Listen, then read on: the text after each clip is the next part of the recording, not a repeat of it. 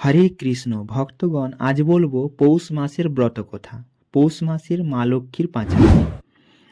আপনারা সকলে ভক্তি সহকারে এই ব্রত কথা শ্রবণ করুন ও পাঠ করুন। চলুন তাহলে শুরু করি। পৌষ মাসের ব্রত কথা। ননদ ভাজের উপাখ্যান। বিধবা ব্রাহ্মণী এক কাটোয়ায় আসীন, এক মেয়ে 5 ছেলে নিয়ে কষ্টে কাটে দিন। একদিন দৈবক্রমে কোনো কিছু খাবার না জুটিল, উপায় না দেখে ব্রাহ্মণী ভ্রাতার বাড়িতে আসিল। দেখিয়া ননদে বধূ কি হেতু এসেছ জিজ্ঞাসিল। অন্ন বিনা বাছাদের প্রাণ যায় বিধবা বলিল।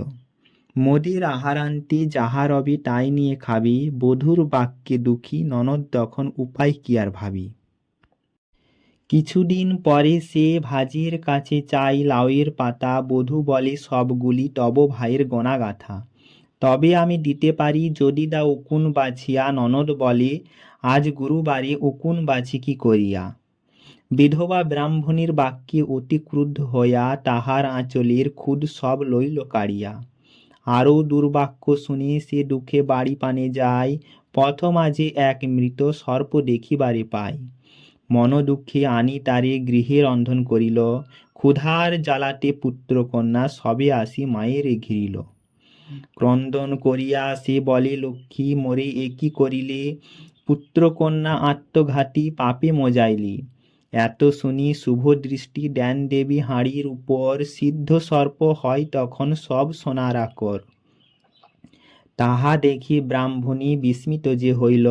কিছু স্বর্ণ লয়ে সে এক স্বর্ণকারে বেচিল। তাহাতেই বহু অর্থ বিধবা সেই ক্ষণে পাইল। সেই গুরুবারে সে ফুল ফল আনি লক্ষ্মীকে পূজিল। পূজা অন্তে প্রণমিয়া প্রসাদ সব গ্রামেতে বিলায়। অবশিষ্ট যাহা থাকে পুত্র কন্যা মিলে তাহা খায়। সেই স্বর্ণ সর্প হতে তার সর্ব দুঃখ দূর যে হইল। ছেলে মেয়ে বিয়ে দিয়ে সে রাজতুল্য বাড়ি বানাইল। এই সব ঐশ্বর্য কথা তার ভ্রাতৃবধূ যখনই শুনিল, নিমন্ত্রণ করে ননদে আনিতে স্বামীরে পাঠাল। ভ্রাতাকে দেখিয়া ভগিনী অতি যত্ন করে। নানাবিধ রেঁধে বেড়ে খাওয়াই তাহারি। অলঙ্কার সজ্জিত বধূগণ লয়ে সে ভ্রাতার গৃহে এল। ভাতৃবধূ বহুবিধ রন্ধন করিয়া তাহাদের খেতে দিল। শাশুড়ির সাথে খেতে বসে যত বধূগণ, অলঙ্কার পরে করে অন্ন সমর্পণ। বধূগণ বলে সোনাদানা তোমাদেরই মান। তোমা হেতু মোরা দেখো পাইনু আহান। ভালো করি সোনাদানা খাও মাছ মাংস যত। লাউ পাতার কথা কিন্তু রেখো স্মরণে তেতো। ভাগ্নে বধূদের বাক্যে ভাজ মর্মে ব্যথা পায়। হইতেছে একই বলিয়া ভাজ ননদকে জিজ্ঞাসয়। ব্রাহ্মণী কন দুঃখের দিনে কভু যত্ন করনি মোদেরে। তাই আজ বধূগণ অন্ন দেয় খেতে সোনা দানারে।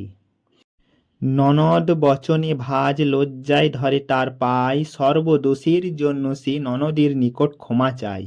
মনকষ্ট ভুলি সব বিধবা তারে কোলে নেয়। যাইবার কালে তারে লক্ষ্মী পূজার উপদেশ দেয়। ননদের বাক্যে ভাজ লক্ষ্মী পূজা করে। সর্বদুঃখ দূরে যায় দেবী কৃপায় অচিরে। ইতি পৌষ মাসের ব্রত কথা সমাপ্ত। ভিডিওটিকে শেষ পর্যন্ত দেখার জন্য আপনাদের অনেক অনেক ধন্যবাদ। আপনারা ভালো থাকুন, সুস্থ থাকুন। হরে কৃষ্ণ, রাধে রাধে।